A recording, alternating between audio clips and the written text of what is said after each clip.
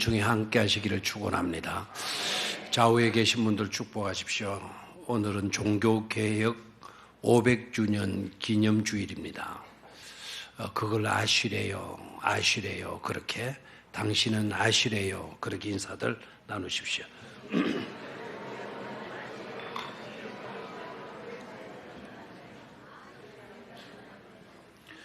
오래된 것 같아요. 그죠? 아시래요. 인사들 했는데 종교개혁 500주년이 되는 것을 알아라는 뜻이 아니고 아시래요라는 말은 당신은 복 있는 사람입니다 라는 뜻이라 그랬죠. 그죠? 여러분들은 다 복 있는 사람들인 줄로 믿습니다. 예, 아시래요 인사 참 좋습니다. 그 복 있는 사람이 아시레, 히브리어는 아시레인데 헬라어는 로울라 뜻이에요. 로울라. 종교개혁자들을 일컬어서 로울라라는 말을 쓰는데요. 이 로울라라고 하는 말의 뜻이 뭔가 하니까 아시레라고 하는 말의 뜻과 똑같아요. 읊조리는 거예요. 늘 읊조리는 것. 종교개혁이 일어난 지가 500주년이에요. 루터가 비덴부르크 벽에다가 95개 조항의 반박문을 갖다 붙인 데에서 종교개혁이 시작이 되죠. 몇 주년이라고요? 500주년. 얼마 전 우리는 병영성 축성 몇 주년 기념잔치했어요? 600주년 우리 합창제했죠. 그러니까 병영성이 쌓여지고 난 뒤 100년 뒤에 뭐가 일어났다? 종교개혁이 일어났다. 그러니까 1517년 10월 30일, 오늘이 10월 29일입니까? 내일이 바로 종교개혁이 일어난 날이기도 합니다. 루터는 무엇보다도 종교개혁을 성공적으로 이끌므로써 성경에서 벗어난 길을 걷고 있던 로마 가톨릭 교회에서 벗어나서 오늘의 개신교회를 탄생시키게 돼요. 개신교회를 영어로는 프로테스탄트 처치라고 그러는데요. 그래서 오늘 우리들의 개신교회가 탄생하게 되죠. 하고 보면 루터의 헌신은 역사에 길이 빛나고도 남을 것입니다. 루터는 다양한 방면에 탁월한 은사를 갖고 있었던 그런 사람이기도 합니다. 그는 먼저는 성경에 대한 탁월한 해석을 하는 그런 분이기도 했고, 원래는 가톨릭 신부였죠.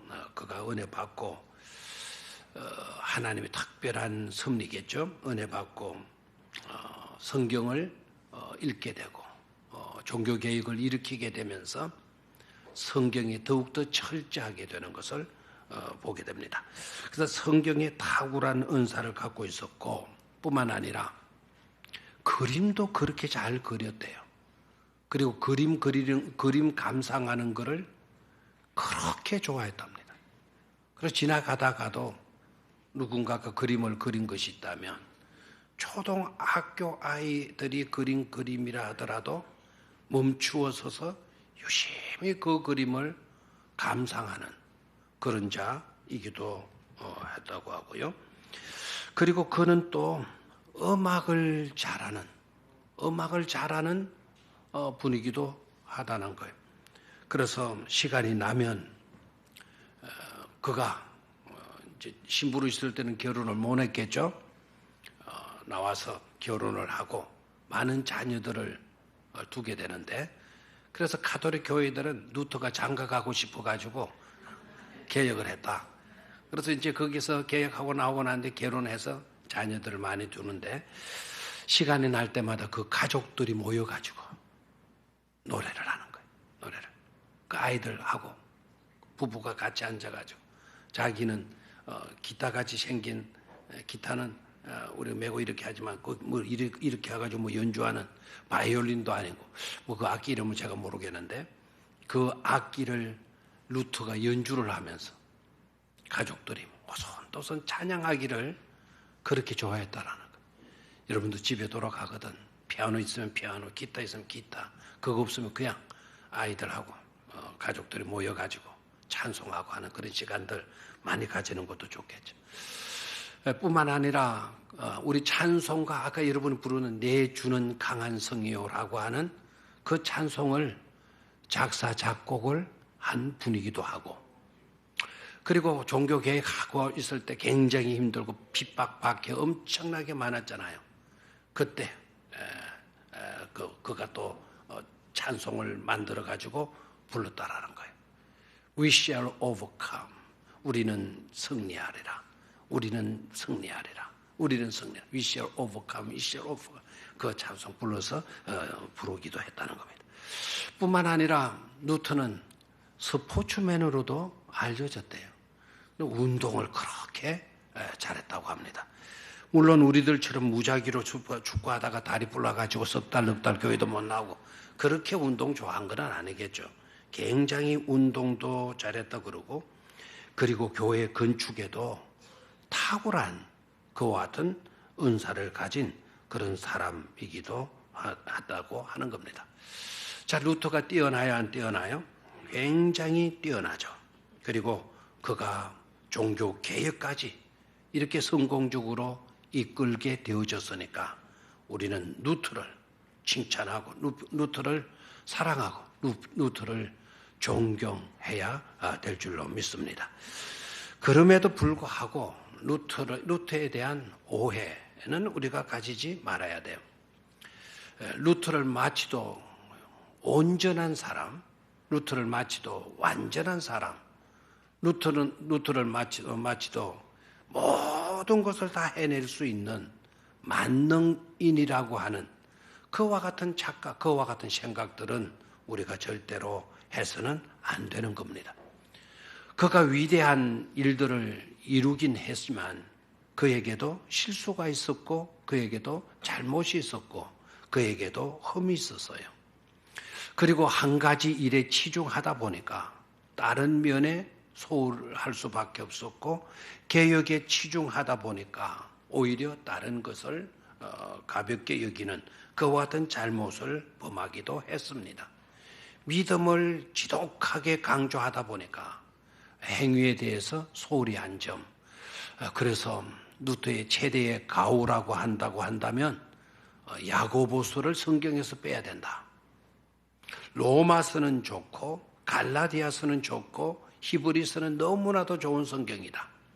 그러나 야고보서는 성경에 들어있어서는 안 되는 것이 들어있는 것이다. 그리고 야고보서는 그름더미에 뒹굴고 다니는 지푸라기에 지나지 않는다. 그래서 지금이라도 성경에서 뭐를 제거해 버려야 된다? 야고보서를 제거해 버려야 된다. 이렇게 주장을 했어요. 그렇게 뛰어난 탁월한 믿음의 사람임에도 불구하고 종교개혁을 성공적으로 이끈 분이기도 하지만 루터도 그런 잘못이 있었다. 그런 가오가 있었다. 그 행위에 지독하게 찌들려 있는 로마 가톨릭 교회를 대항하다 보니까 믿음을 강조할 수밖에 없었고, 믿음을 강조하는 입장에서 보게 되니까 야고보서는 걸림돌이 되어진 거죠. 그래서 야고보서를 제거하자. 그의 일대 가오가 되어지는 겁니다. 그러나 그렇다고 해서 그의 단점과 잘못이 있고 가오가 있고 흠이 있다고 해서 루터가 이룬 일들을 가소평가해서는 절대로 안 된다라는 거예요. 그런 가오가 있을지라도 루터가 이룬 일들은 대단한 것이었다. 정말 우리의 존경을 받기에 부족함이 없는 일들을 루터는 감당했다. 이렇게 여겨야 돼요. 그러나 아무리 루터가 대단한 인물이라고 해도 그에게 아까 뭐가 있었어요? 실수와 잘못이 있었다 그랬죠. 그러기에 루터도 하나님의 은혜가 필요한 자이었다. 하나님의 은혜 밖에 있어서 되는 자가 아니었다. 그도 하나님의 은혜 안에 놓여야 하는 자였음이 틀림이 없는 겁니다. 우리는 개혁하면 루터를 떠올리게 되지만 사실 종교개혁은 루터 개인의 작품이 아닌 것임을 깨달아야 돼요. 종교개혁 500주년을 우리가 맞게 되다 보니까 그저 루터 이렇게 나와요. 그리고 루터라고 하는 영화까지 제작이 되어서 영화관에서 상영이 되어지기도 하는데, 그런데 마치도 그러므로 인하여서 종교개혁이 루터 개인의 작품이다, 루터 개인의 전용물이다, 이렇게 여기면 큰 오산입니다. 루터 외에도 존 후스라고 하는 유명한 개혁자가 이미 붙어 있었고, 그리고 위클리프라고 하는 그와 같은 개혁자도 있었고, 요하네스라고 하는 위대한 개혁자도 있었고, 에라스무스, 존 낙스, 존 깔뱅이라고 하는 이런 거장의 개혁자들이 다 있었던 거죠. 참고로 존 후스라고 하는 이분은요, 체코의 사람인데, 우리가 종교개혁이 1517년 이렇게 일어났다 하지만 그 이전에도 종교개혁이 있었다는 사실이에요. 100년 전에, 그리고 우리 병령성이 축성이 되어질 그때에 위클리프라고 하는 그 개혁자가 계셨어요. 존 후스라고 하는 개혁자가 있었는데, 이는 1413년이거든요. 1413년에 존 후스가 화형을 당합니다. 화형을 당하게 되는 이유가 어디 있었는가 하니까 그가 이런 주장을 했어요. 이 세상의 최고의 권위는 성경이다. 성경이 이 세상의 어떤 권세보다도 최고의 권위 있는 것이다. 이걸 주장했어요.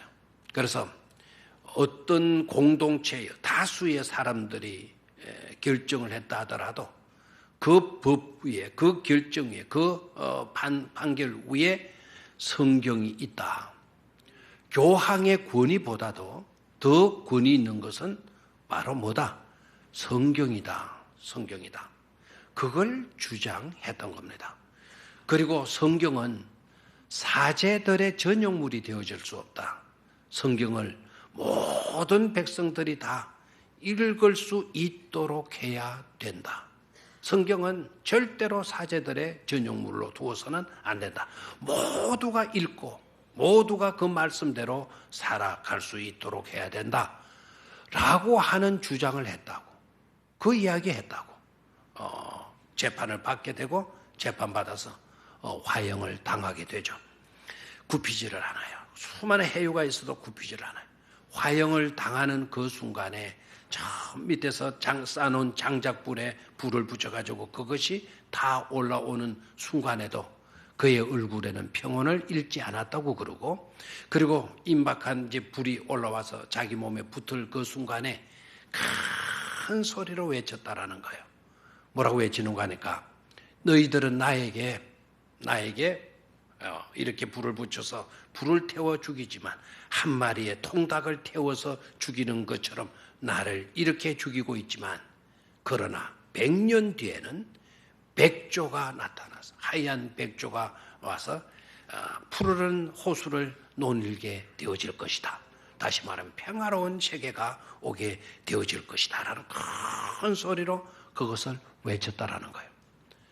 그리고 정확하게 그가 외쳤던 그 100년 뒤의 백조, 그 백조가 바로 누구였느냐? 루터였다라.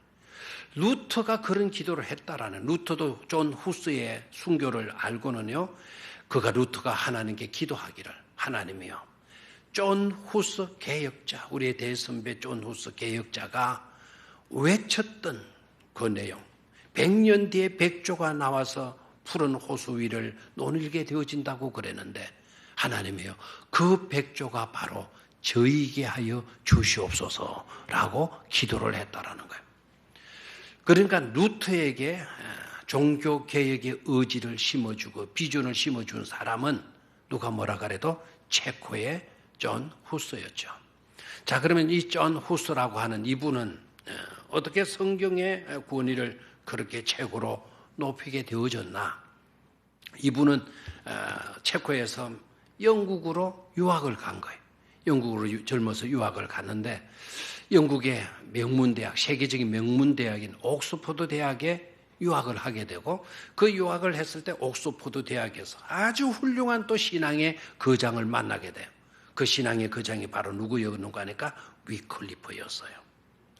위클리프라고 하는 이 교수님을 만나게 되면서 성경의 가치, 우리가 가지고 있는 최상의 선물, 최상의 가치 있는 보물은 바로 이 바이블이다. 그래서 위클리프는 이 성경에 빠져 있는 거예요. 그래서 종일토록 이 성경을 읽고 뭐 그냥 이렇게 읊조리는 거죠. 위클리프 당시에는 인쇄술이 발달이 되질 않은 겁니다. 그래서 말로 전해줘야 돼요. 한 구절이라도 더 말로 전해주기 위해서 이렇게 중얼거렸고, 그리고 로마 카톨릭에서 성경을 읽지 못하게 하고 반대를 하고 핍박을 하게 되니까 성경을 볼 수가 없으니까 한 구절 한 가지를 봐도 머리에 외워둘 수밖에 없는 거예요. 그래서 한 구절이라도 더 머리에 담아놔야지, 머리에 담지 않으면 성경을 대할 수가 없으니까. 그래서 그때 당시의 사람들이 성경을 그렇게 암송을 했다는 거예요. 그래서 위클리프가 그렇게 성경을 강조하고 성경을 읊조렸다는 거죠. 그것이 바로 존 후스에게 영향을 주었고, 존 후스는 루터에게 또 영향을 주어서 오늘의 종교개혁이 이루어질 수가 있었다라는 거예요. 지금도 독일의 브롬스라고 하는 도시에 가게 되면 저는 종교개혁 기회에서 수많은 사람들이, 목사님들이 종교개혁 질을 성지순례하고 옵니다만 저는 아직 못했어요. 가보지는 못했지만 독일 브롬스에 있는 그 광장에 가게 되면 동상이 세워져 있다는, 잠시 한번 그림을 보도록 하죠. 아까 2부 예배 때 보니까 흑백으로 되어져 있어서 잘 구분이 안 되던데, 자, 저기에 막 저 광장에 동상들이 저렇게 세워져 있죠. 저 동상들은 친절하게도 저렇게 딱 이름까지 새겨주었죠. 제일 큰 위치에 서 있는 분이 존 루터이고요. 마틴 루터이고, 저렇게 작게 보이는 그 밑에 쪼그려 앉아 있는 분이 위클리프고, 존 후스가 그 앞에 웅크리고 있죠. 십자가를 들고, 존 후스가 십자가를 들고 있고, 위클리프는 그의 특징대로 성경을 펴서 성경을 읊조리고 있는 동상에. 자, 루터가 종교개혁을 일으켰다? 아니고요. 그 이전에도 개혁자들이 있었다. 그 개혁자들이 100년 이전부터 개혁자들이 있었다. 그것이 아름답게 꽃을 피운 때가 바로 누구 때이다? 존 마틴 루터 때이다라는 거예요. 자, 오늘 제가 강조하고 싶은 거는 조금 우리가 잘못된 인식에 사로잡혀서는 안 된다라는 거예요. 자, 종교개혁은 루터의 개인 작품이 아니다. 저렇게 유명한 알려진, 그리고 미리부터 개혁을 하고 있었던 저는 신앙의 거장들이 있었고, 또 저기에는 세 분의 동상이 새겨져 있지만, 그럼 독일 사람들은 좀 조직적인 것 같아요. 루터는 독일 사람이거든요. 그러다 보니까 자기 사람을 좀 이렇게 세운 것도 뭐 인정을 해야 되겠고, 또 루터가 개혁을 기치를 들었으니까요. 그 영향을 끼쳤던 저 사람들을 다 이렇게 소개하고 있다는 거예요. 루터는 그냥 루터가 아니다. 잔 후스가 있었고 위클리프가 있었다. 그래서 오늘 우리의 루터가 있는 거다. 그래서 독일에는 종교개혁 1, 2대는 내일이면 독일은요 다 공휴일로 지킨대요. 대단하죠, 그죠? 루터가 개혁한 이거는 한 시대로 끝나는 것이 아니다. 이건 두고 우리가 개성해야 될 일이다 해서 종교개혁 일을 휴일로 지금도 지키고 있다고 합니다. 그래서 루터의 전용물이 아니라 저런 숨어있는 훌륭한 개혁자들이 있었다.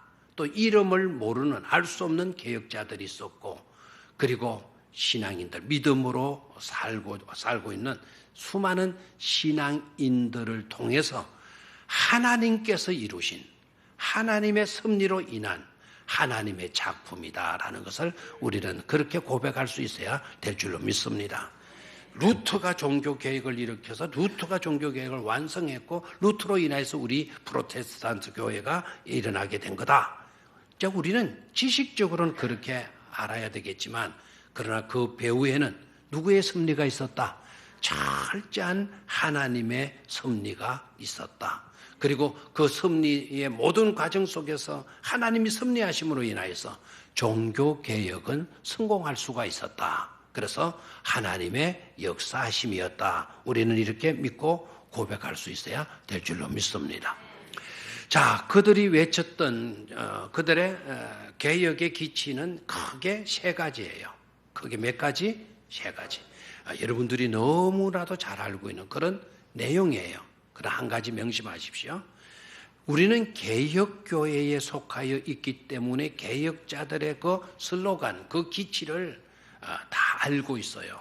그런데 문제는 아는 것으로 끝나서는 안 되는 거거든요. 종교개혁의 내용이 뭐였습니까? 세 가지였습니다. 크게 중요하게 세 가지였습니다. 뭡니까? 라고 물으면 거기에 대한 하나, 둘, 셋 이렇게 대답하는 것으로 끝나서는 안 되라는 거예요. 오늘을 살아가고 있는 저와 여러분들이 그 개혁의 정신에 입각해서 우리의 믿음을 점검해보고 다시 그 믿음으로 돌아갈 수 있어야 된다라는 거죠. 그런 삶을 회복할 수 있어야 된다라는 것입니다. 자, 그러면 첫 번째로 개혁자들의 들었던 기치는 뭐였느냐? 슬로건은 뭐였느냐? 솔라 스크립투라. 오직 뭐로? 성경으로. 그래서 back to the Bible이라고 하는 말이 나와요. 어디로 돌아가자? 성경으로 돌아가자. 어디로 돌아가자? 성경으로 돌아가자. 왜 성경으로 돌아가자라고 이들이 강조를 하게 되었나? 성경은 우리의 삶에 있어서 기준이 되기 때문이에요. 다시 한번, 성경은 우리의 삶에 뭐를 제시해 주기 때문이다? 기준을 제시해 주기 때문이다라는 거예요. 우리가 잘 살았느냐 못 살았느냐 그의 평가는 기준에서 비롯되잖아요. 그러면 그 기준이 바로 어디에 있다고요? 성경에 있어요. 그래서 성경에 입각해서 살았다면 잘 산 삶이고, 성경에서 벗어난 삶을 살았다고 한다면 그것은 무슨 삶이다? 잘못된 삶이라는 거예요. 우리는 세상 가치관에 찌들려 있어요. 지금 세상적인 가치관에서 잘 되었으면, 그대로 이루어졌으면 그 사람 성공했어 이러고요, 성경 말씀과 상관이 없는 삶을 살았는데도 세상적인 가치관으로 인해서 잘 되게 됐다면 그 사람 성공해서 출세했어, 인물 났어, 우리 이런 식으로 판단을, 우리 하나님을 믿는 우리 개신교 교인들마저도 그렇게 말을 해요. 성경대로 살지 않았는데도 불구하고 세상적으로 잘 된 것을 보고 성공했다 이런 식으로 이야기를 해요.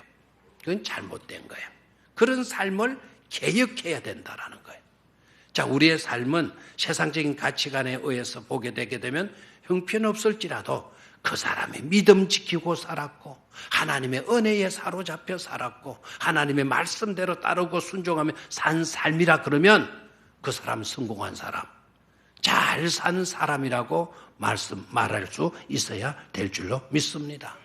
성경은 뭐냐? 캐논이라고도 해요. 캐논은 잣대예요.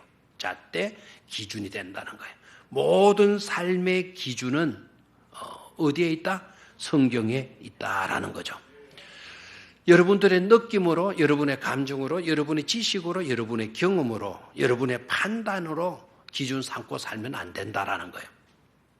내 방식으로 내 주장 펴가면서 마치도 내가 기준이 되고 법인 것처럼 그렇게 살아가면 망한다라는 거예요. 그래서 제가 이런 예를 좀 들겠는데요. 제 조카가 조종사거든요. 칼의 조종사를 하고.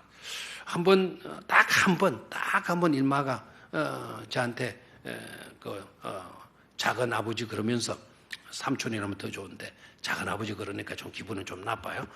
그래가지고는 지 비행기를 한번 구경시켜줬어요. 조종실을 구경시켜줬는데, 제가 기억하는 거는, 와, 이건 승용차 뭐 어떤 것하고 완전 다르구나 하는 거를 제가 느꼈어요. 얼마나 계기판이 많은지 뭐 좌우 전방 위에 천정에까지 계기판이더라고요. 그래서 이게 왜 이렇게 복잡해? 이거 어떻게 하냐? 그러니까 조종사가 아무나 되는 것 아니다고 뽐내면서 그렇게 이야기를 하더라고요. 그래서 그러면 네가 제일 그 위험한 것이 뭐냐라고 하니까, 훈련 받을 때부터 지금까지 가장 위험하고 조심스러운 거는 착시 현상이라는 거예요. 착시 현상. 그건 공중 저 높이 올라가게 되게 되면 이게 바다인지 앞에 펼쳐지는 것이 바다인지 하늘인지 구분이 안 된다는 거예요. 그때 자기 느낌으로 바다겠거니 하고 몰고 들어가면 큰일 나고요. 하늘이겠거니 하고 비행기를 몰고 들어가다가는 바다에 그대로 추락하게 된다는 거예요. 그래서 조종사들이 훈련하는 것은 절대로 네 느낌으로, 네 경험으로, 네 기분으로, 네 지식으로 하지 마라. 계기판을 바라는 거예요. 계기판 보는 훈련이래요. 계기판. 그 이야기를 들으면서 이건 우리들이 해야 될 훈련이 아니겠는가. 이건 내 기분대로, 내 판단대로, 내 눈에 보이는 대로 우리는 판단하며 살아가는 경우가 많잖아요. 그러다가 낭패당하죠. 삶의 기준, 우리들의 삶의 계기판은 바로 뭐다? 성경 말씀이다 이러는 거예요. 어떤 일을 만나든지 우리가 하는 기분, 느낌, 우리의 지식, 경험이 아니고 우리의 눈이 어디로 가야 된다고요? 계기판인 성경으로 가야 된다라는 거죠. 아멘입니까? 두 번째로 성경은 우리에게 뭐를 주느냐? 왜 개혁자들이 성경 한 것이냐? 성경은 구원을 주시는 지혜가 있기 때문인 것이죠.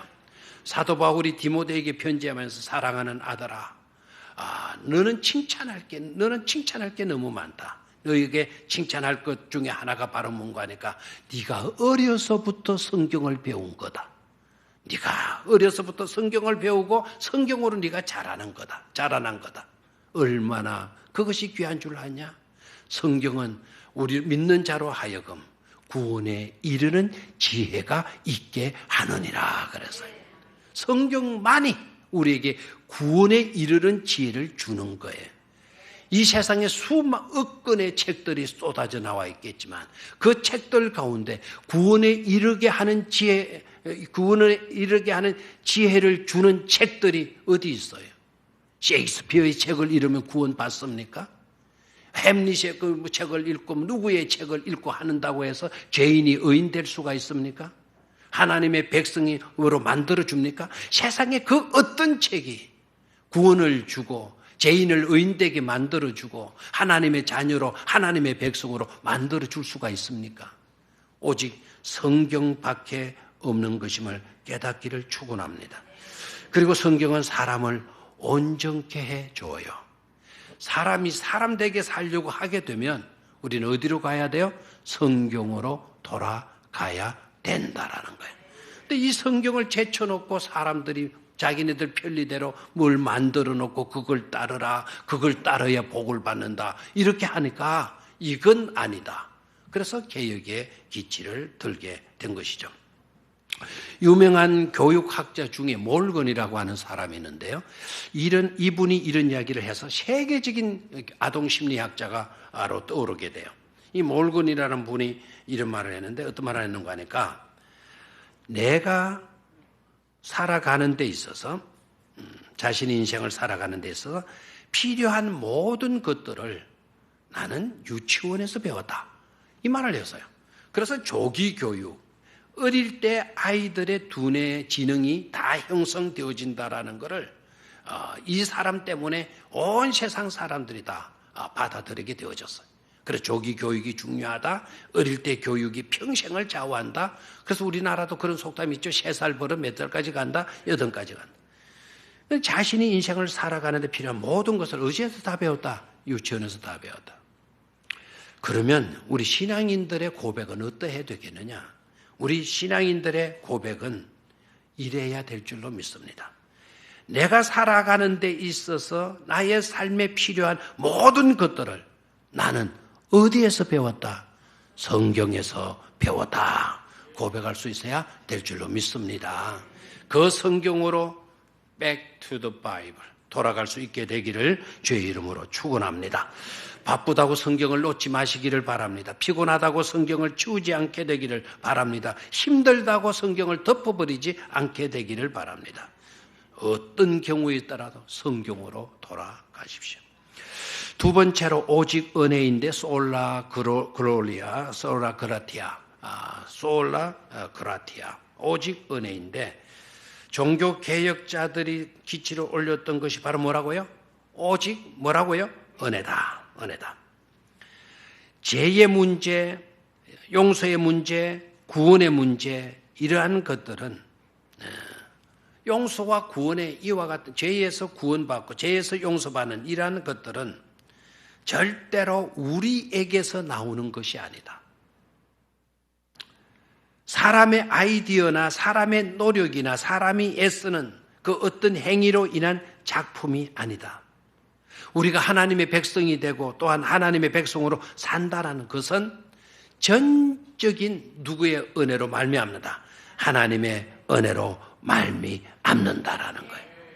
그 은혜로 그 은혜가 값없이 우리에게 주어짐으로 그 모든 것이 이루어질 수 있는 것이라고 주장한 것이 종교개혁자들의 두 번째 정신입니다. 개혁자의 정신. 모든 은혜로운 것, 선한 것들은 다 누구에게서 나온다? 하나님에게서 나온다라는 거예요. 저는 이것을 이렇게 한번 표현해 봤어요. 내가 주어가 되어서 사는 삶. 그래서 내가 주어가 돼서 내가 무엇을 위해 살아야 된다. 한다면 이거는 개혁의 정신이 아니다라는 거예요. 내가 주어가 되어 사는 삶, 즉 내가 무엇을 위해 사는 삶이 아니라 개혁의 정신은 나에게 주어지는 그 값없이 주어지는 그 은혜를 통하여서 그 은혜가 주어가 되는 삶을 살아드리는 것이 바로 개혁자들의 정신이다라는 거죠. 내가 무엇을 하게 된다면 내가 주어가 되는 거예요. 내가 무엇을 위해 살아야지, 내가 어떻게 해야지, 내가 어떻게 해야지.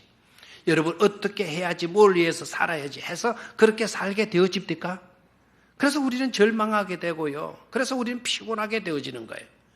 개혁의 정신은 내가 무엇을 위하여 사는 것이 아니라 포를 위하여 사는 것이 아니라는 거죠. 개혁의 정신은 하나님이 우리에게 주시는 그 은혜가 주어가 되는 거예요. 그 은혜를 통해서 살아가는 삶. 그런 삶이 바로 개혁 정신의 삶이 되어지는 거다. 은혜가 주어가 되어지는 것입니다.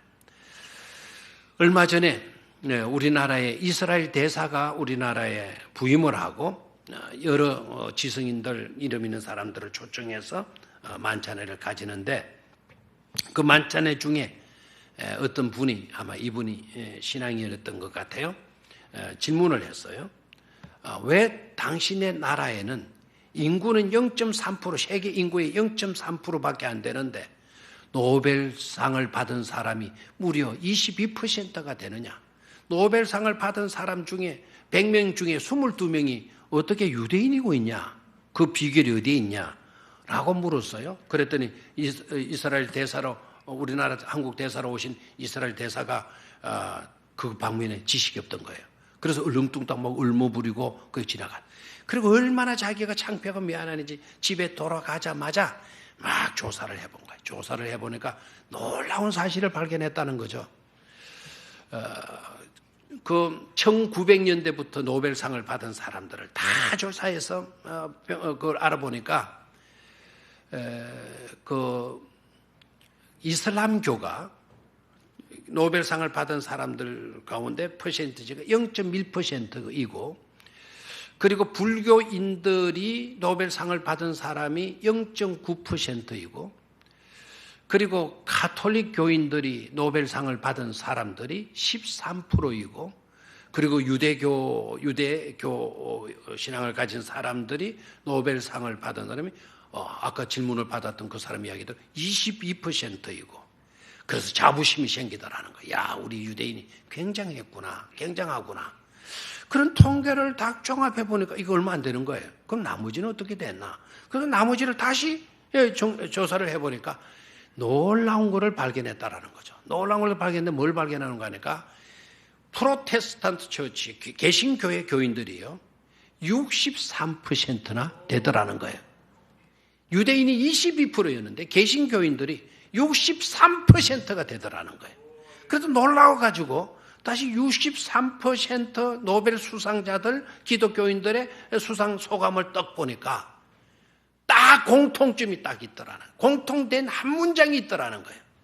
내가 이렇게 노벨상을 받을 수 있게 된 것은 나의 노력, 나의 연구, 나의 지성, 나의 지식 때문이 아니고 하나님의 은혜였다라는 거예요. 솔라 그라티아라였다. 모든 것은 누구의 은혜로? 하나님의 은혜로. 마지막 세 번째는 오직 믿음으로, 오직 믿음으로, 솔라 피데이죠. 이 내용은 여러분들이 너무나도 잘 알고 있는 내용이죠. 그죠? 행위냐, 믿음이냐. 뭐라고요? 믿음이다. 맞습니까? 믿음이에요. 그 믿음이 있게 되게 되면 행위는 따라온다, 따라오지 않는다. 따라오게 된다라는 거예요. 자, 그러면 믿음이라는 것은 어떤 것인가? 믿음이라는 것을 오늘 새롭게 제가 좀 정의를 해드릴게요. 믿음은 하나님이 주신 것, 하나님이 행하신 것, 하나님께서 이루신 것을 수정하거나 빼지 않고 또 더하지도 않고 그대로 받아들이는 것. 그리고 받아들인 그것에 내 자신을 위탁하는 것. 그게 바로 뭐다? 믿음이다라는 거예요. 다시 한번 말씀드립니다. 믿음이란 뭐냐? 하나님이 주신 것, 하나님이 행하신 것, 하나님이 이루신 것들을 수정 없이 더하거나 빼거나 하지 않고 그대로 받아들이는 것, 그대로 받아들이는 것. 그것이 바로 뭐다? 믿음이다라는 거예요. 하나님이 예수 그리스도를 우리를 사랑해서 보내주셨잖아요. 하나님이 행하신 거예요. 하나님이 행하신 것을 그대로 받아들이는 거. 아멘입니까? 그리고 예수 그리스도가 우리를 위해서 십자가에 피 흘려 죽으시고 3일 만에 부활하시고 성찬하셔서 우리를 위해서 기도해 주시잖아요. 우리 주님이 행하신 그것을 수정하지 말고 빼지 않고 그대로 받아들이는 것. 그대로 받아들이는 것. 그게 바로 뭐다? 믿음이다라는 거예요. 믿음이다. 아멘입니까? 그리고 그 믿음은 거기에서 멈추지는 것이 아니고 그러기에 받아들이고 그 주님께, 그 하나님께 내 모든 것을 위탁하는 행위가 바로 뭐라고요? 믿음이다라는 거죠. 아멘입니까? 믿음은 하나님께서 우리에게 주신 최상의 선물인 줄로 믿습니까? 여러분 이렇게 질문하면 아닙니다. 우리 하나님 우리에게 주신 선물은, 최상의 선물은 예수입니다 라고 말할 사람도 있을 거예요. 그 말도 맞는 이야기예요. 그러나 한 가지를 생각하세요.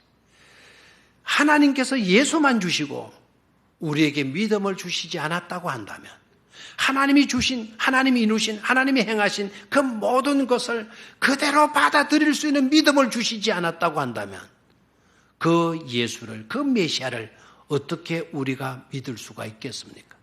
어떻게 우리가 모실 수가 있겠습니까? 어떻게 그분이 우리의 구주가 되신다는 것을 알 수가 있겠습니까? 예수 그리스도 소중한 하나님의 사랑의 선물이지만 그 예수 못지않게 그 예수를 나의 구주로 받아들이는 믿음을 주셨다라는 것, 최고의 선물이 되는 것임을 깨닫기를 축원합니다. 성령님께서 우리를 위해서 행하신 최고의 일도 바로 저와 여러분들로 하여금 믿을 수 있게 만들어주신 일인 줄로 믿습니다. 여러분들이 예수 그리스도를 나의 구주로 그대로 받아들였습니까? 그 믿음을 누가 주셨습니까? 하나님이 그렇게 믿을 수 있도록 도와주신 분이 누구이십니까? 바로 성령님이시다라는 거죠. 그래서 말씀과 은혜와 믿음은 끊을 수 없는 연결고리로 연결되어져 있다 하겠습니다. 자, 그럼 결론적으로요. 시간이 없기 때문에 결론을 지어야 되겠어요. 종교개혁이라는 게 어떤 거냐? 종교개혁이라는 게 어떤 거냐? 자, 흔히들 우리가 이렇게 생각을 해요. 종교개혁은, 그리고 계속해서 개혁이 이루어져야 돼. 계속해서 개혁이 이루어져야 돼라고 하는 그 말 속에 굉장한 위험성이 있는 것임을 깨달아야 돼요. 종교 개혁을 마치도 시대의 흐름에 합류하는 운동으로 인식을 하는 경향들이 없잖아 많다라는 거예요. 그래서 하는 말이 뭔가 하니까 시대가 변했으니 교회도 변해야 된다. 그러니 종교 개혁이 진행되어야 된다. 이런 인식이에요. 그거 맞는 말처럼 보이지만 그것은 그만큼 틀린 말도 없다라는 것을 깨달아요. 심각한 즉 그리스도가 던지는 가장 강력한 무기이고 수단의 말이라는 것을 깨달아야 돼요. 자, 종교 개혁. 우리는 개신교라 그랬어요. 그렇죠? 프로테스탄트 교회다. 그리고 우리 종교 개혁, 우리 개혁을 이야기하면서 개신교회를 프로테스탄트 교회라고도 말을 하고요. 개혁교회라고도 말을 해요. 개혁교회. 그래서 Reformed Church예요. 영어로 말하면 우리 개신교인들을 교회를 뭐라 그러냐? Reformed Church라고. 영어로 써서 미안한데요. 여기에 조심해야 될 거는요. Reforming Church가 아니라 Reformed Church예요. 그리고 Reform Church도 아니에요. 자, 영어를 조금 하시는 분 알겠죠? 개혁되어지는 교회라고 한다면 리포밍이 돼야 돼요. 리포밍이 돼야 돼요. 그래야 진행형으로 지금 개혁이 계속 이루어 시대의 조류에 맞춰서 나아가는 거죠. 리포밍 처치가. 근데 리포밍 처치라고 우리는 말하지 않아요. 리폼 처치라고 말하지도 않아요. 리폼 새 형태 교회라고도 말하지 않아요. 우리 개신교회는 뭐라고 그러냐? 리폼드 처치예요. 형체가 이루어진 리폼드는 이미 과거형이니까 이미 형체가 이루어진 것 아니에요. 다시 그 형체를 갖추자는 거예요. 종교개혁이라는 게. 이해가 됩니까? 그러면 다시 그 형체를 갖추자라는 거는 그건 뭘 말이냐 그러면? 그럼 로마 카톨릭교회 그 형체를 갖추자 말이냐? 이렇게 생각을 하면 이것도 큰 잘못입니다.